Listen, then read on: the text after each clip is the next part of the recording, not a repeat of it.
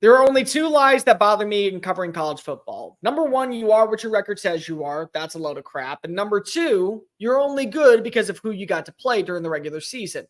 And more often than not, the latter falls in line with Georgia because if they've had an easy pathway through the SEC East, that way they make it to Atlanta. But for those of you that want to doubt Georgia, this is the last time you'll do so, especially when looking at their schedule going into next season. Let's talk about what the Bulldogs can expect in 2024.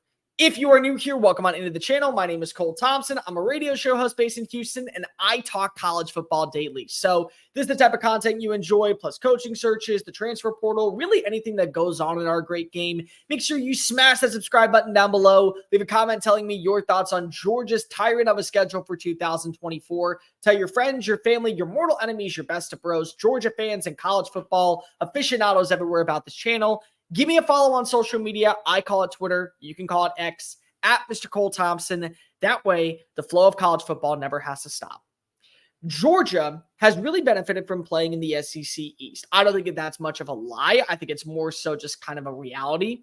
You look at the teams that always find a way to keep things close, and there's one roster every year that makes it intriguing. But besides that, they usually run through the table and then they find their way to Atlanta to take on an Alabama or an LSU and every once in a blue moon an Auburn. But that won't be the case in 2024, not because we're getting rid of divisions, but because this is a schedule where nobody will be able to say Georgia did not handle business and deserves a spot in the CFP. Like there were many people going into this season saying this was going to be a cupcake of a season. And many people believed that most games would end in just deteriorating fashion and they wouldn't be enjoyable.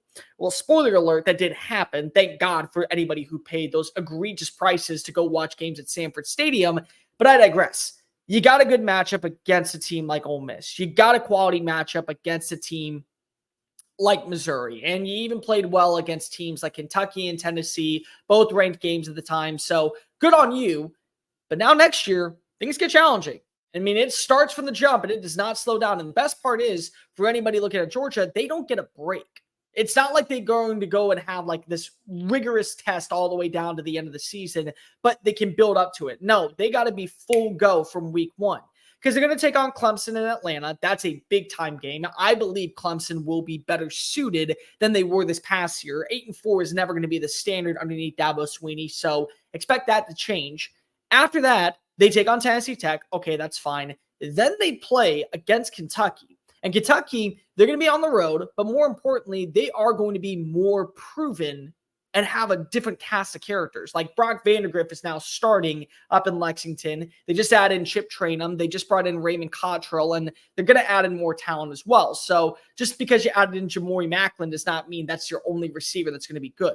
You get a bye, and then you get to travel to Tuscaloosa to take on Alabama. And there we go. Now comes the haymakers. This is no longer just, oh, we're taking on a Missouri. Nope. You get Alabama, then you get to go home and play Auburn and Mississippi State before you travel once again and take on Texas. So Texas now is going to be in the SEC, and they're battle-tested. And they look like a team that can actually hold their own next season, especially if they get back Quinn Ewers. After that, you get to take on Florida. Then you get Ole Miss at home. Then you get Ole Miss on the road. Tennessee, UMass, and Georgia Tech to close out the season. So Georgia Tech's going to be better. Clemson's going to be better. Texas is going to be good enough to hold their own in the SEC. Alabama is not losing Jalen Milroe next year. You also have Ole Miss that looks like the next up-and-comer and probably that one team you don't want to play on Saturdays. And whatever else happens for the other schools. Kentucky, they seem to be getting better. Mississippi State, what do they do with Jeff Lebby in year one? This is now a schedule where you look, and if you win by plus 10 every single week, nobody is going to be questioning what is the prowess of Georgia Bulldog football because you don't get those lackluster games against Vanderbilt. That's a test run. You don't get an out-of-conference schedule that features Ball State. Yeah, you have Tennessee Tech on there, but you also have Clemson and Georgia Tech, two ACC schools that could end up benefiting next season and have really good years to where maybe they're meeting up in Charlotte for an ACC title. That's what's on Georgia's schedule. And if Georgia is able to do that, and Georgia is able to hold their own and go unscathed once again, anybody down in Georgia? Why should you? More importantly, why should you now? Anything has ever been out there. It's just consistency, consistency, consistency. We're watching the Bulldogs every single week find their way to create a standard. And that's going to be the same thing next season. Now it's just against better competition. Now it's against quality opponents that on paper look like teams you don't want to be facing. And you definitely don't want to be going into the heart of their dens, going to Austin, going to Oxford, going to Alabama. Nobody wants to do that. Nobody wants to go to those places on a Saturday afternoon and see what could happen. It's a horrifying thought. And yeah, you got games against Tennessee and games against Auburn at home, which are good. They're great for the sport and more importantly for the pageantry of what the SEC is. But those road games are egregiously challenging. And also, if you get a win there, it's a more promising win than I think that we're giving credit for. It seems like Carson Beck's going to be coming back next year. That's a huge plus, in my opinion, when it comes to what Georgia's trying to run. They are going to be aggressive in adding in, I think, at least one player via the transfer portal at wide receiver. And I wouldn't be shocked if they get Trevor Etienne from Florida. The betting odds look like he is the favorite to land in Athens.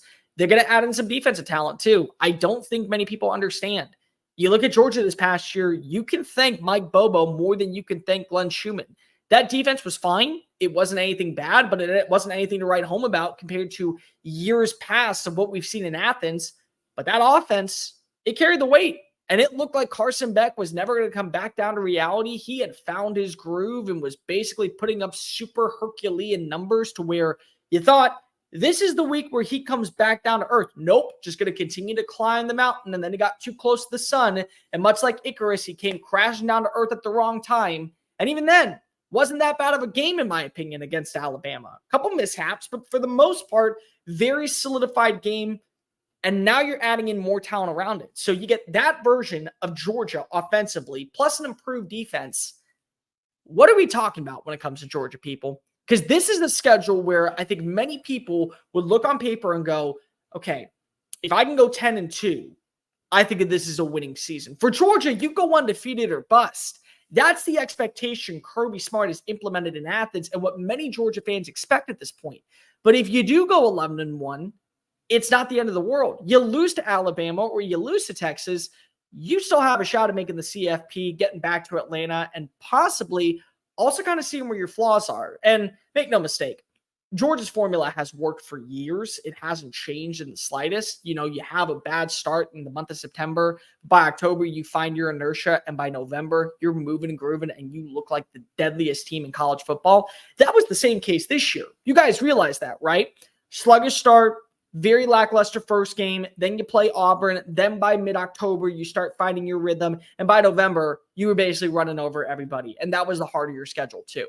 So I look at Georgia's schedule next year. I think if you go 11-1, there's no denying it. If you go 9-3, there's no denying that Georgia is still one of the best teams in college football. But this will be the last time that you are able to say Georgia's had it easy. Next year, there's teams humming, they're gunning, and more importantly, they're battle tested and they're going to be proving a point, trying to take down two-time defending national champion, which will change next year, of course. But make no mistake, Georgia, if they run the show, Georgia, if they do what we expect Georgia to always do, it's going to be hard to say that they are not one of, if not the best team in college football. And there will be a hard press argument to argue with anybody inside of the Big Ten, the Big 12, the ACC, or really just college football in general. Hey guys, thank you so much for watching that video. Don't hit the X button yet. Make sure you hit subscribe to keep up with all of our daily content found on Just Saying It and anything else that we post on this channel.